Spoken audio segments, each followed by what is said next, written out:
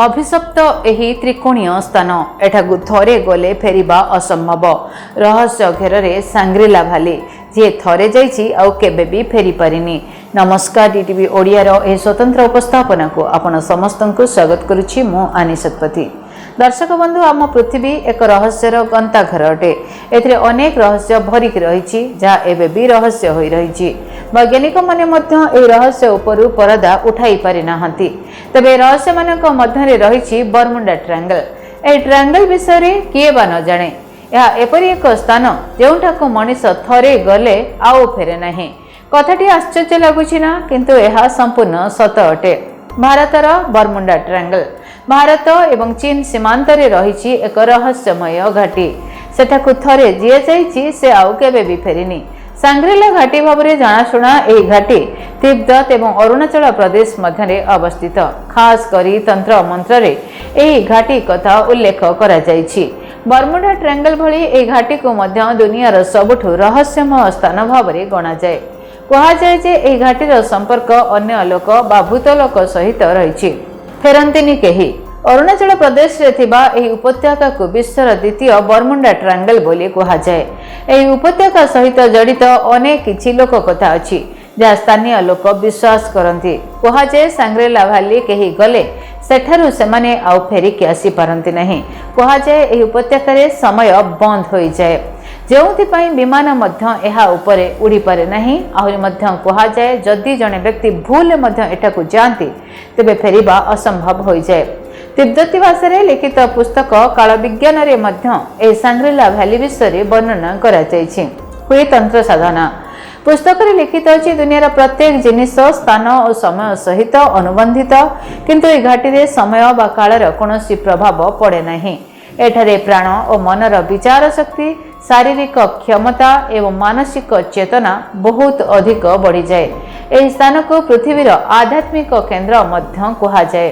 तांत्रिक माने एही स्थान को तंत्र साधना करने को आसी थांती। एठारे कोनोसी शब्द शुभे नाही बोली कहा जाए। अनेक विशेषज्ञ मध्य एही रहस्यमय उपत्यका को अमेरिकार पूर्व उपकूल रे अवस्थित बरमुंडा ट्रायंगल सहित तुलना करिसेंती।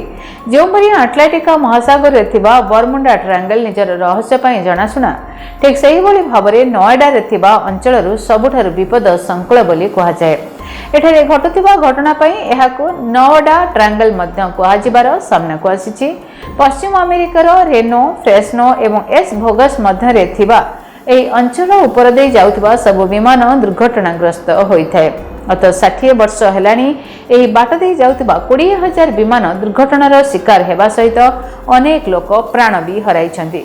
तेबे कहा जाए कि एही बाट दे जाउथिबा विमान को नोएडा ट्रायंगल निज आड़को टाणी नै थाए, जहा द्वारा विमान पहाड़ रे माड़ होई दुर्घटनाग्रस्त होइथाय। एपरि घटना एबे वैज्ञानिक एवं विभिन्न देशर सरकारक पई चिंतार विषय पलटिछि। एहा पछरे रहस्यमय कोन कहानी जणा नथिबा बेले बरमुंडा ट्रायंगल भली एठारे मध्य माध्याकर्षण प्रबल होइतिबारु एपरि घटना घटुतिबार समस्ते कहउचंती। एठारे निखोज होइतिबा कोनोसी विमानर पत्ता मिलि पारि नथिबा बेले देश पई यह निश्चित भाव में चिंतार विषय पलटिछि। Report DTV Odia. जदि आपणक जीवन रे व्यक्तिगत पारिवारिक समस्या, कर्मक्षेत्र नियुक्ति, वैवाहिक समस्या, वास्तु दोष एवं माली मकदमा आदि समस्या थाए ताहेले समस्यार समाधान और परामर्श पाई आमकु जोगाजोग करंतु।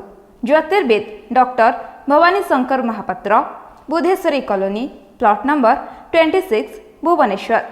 Phone number 9776833302 9439444924।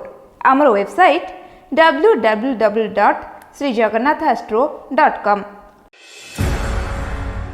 केमिति कटिबो 2026 मसियारे आपणक भाग्य केउ राशि रे रहिबो समस्या आउ किए हेबे लाभवान, केमिति रहिबो मेष ठारू मीन राशि पर्यंत भाग्यफल जानिबा पई देखंतु आम कार्यक्रम 2026 भाग्यफल। 2026 मसियार आपणक राशि संपूर्ण भाग्यफल जानिबा पई चैनल को सब्सक्राइब करंतु, बेल बटन को ऑन करंतु। देखंतु डीटीवी ओडिया। डीटीवी ओडिया देखिबा पई सब्सक्राइब करंतु एवं बेल आइकन को मध्य दबाई दियंतु।